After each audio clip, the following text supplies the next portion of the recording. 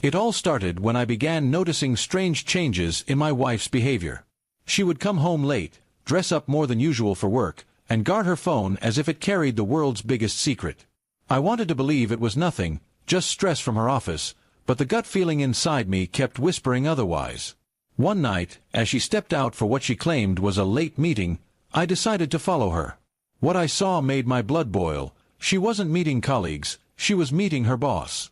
I stayed hidden in my car, watching as she leaned close to him, laughing like a teenager on a date. My chest tightened, but I forced myself to stay calm. Anger wouldn't solve anything. I needed proof. Over the next few weeks, I collected everything. Screenshots of their messages, photos of their dinner dates, even recordings of her calls. I knew the day would come when she would slip, and I would be ready. That day came faster than I expected. One evening, after another one of her meetings, she returned home with a boldness I hadn't seen before. She looked me straight in the eyes and said, "I slept with your boss, and that's why you can't touch me."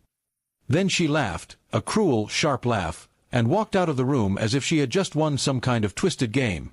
My hands clenched, but instead of confronting her, I smiled quietly to myself. She had no idea what storm I was about to unleash. The very next day, I visited her boss's office. He was a respected figure, a married man with a perfect public image. I handed him an envelope with the proof I had collected. "I wonder what your wife would think if she saw all this," I said calmly. His face turned pale, sweat trickling down his forehead. He tried to speak, but words failed him. I gave him 1 week to confess to his wife, or I promised I would do it for him. While he panicked, I went home and played the waiting game. My wife still strutted around as if she was untouchable, bragging on the phone with her friends about how much power she had over me because of her affair. Little did she know, her empire of lies was already crumbling. On the 7th day, I made my move. I invited his wife over to our house, telling her it was important. When she arrived, I handed her a folder with everything, photos, messages, and recordings.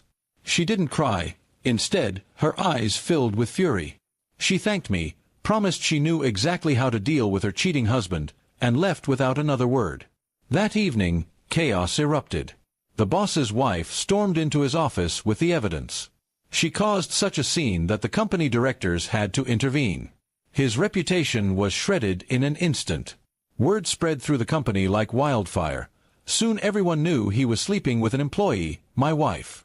Within days, he was suspended pending an investigation. My wife came home screaming, accusing me of destroying her future. She shouted that she had been close to getting promoted because of him.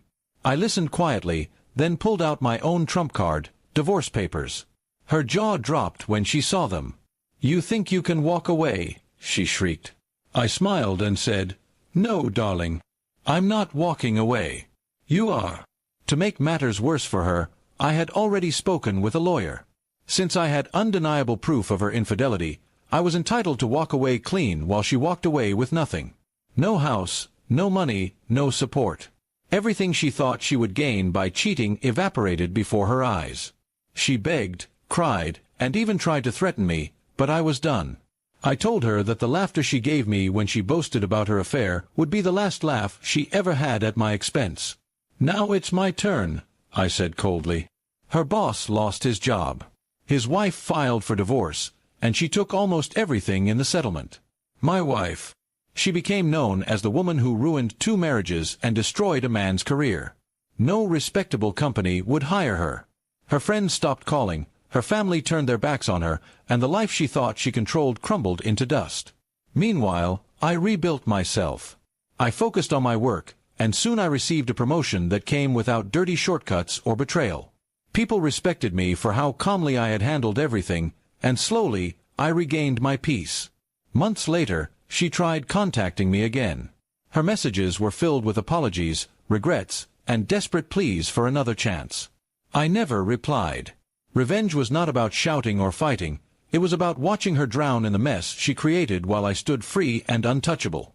And every time I think back to her cruel laughter, I smile, not because it hurt me, but because that very moment lit the fire of my revenge, a fire that burned her world to ashes while I walked away victorious.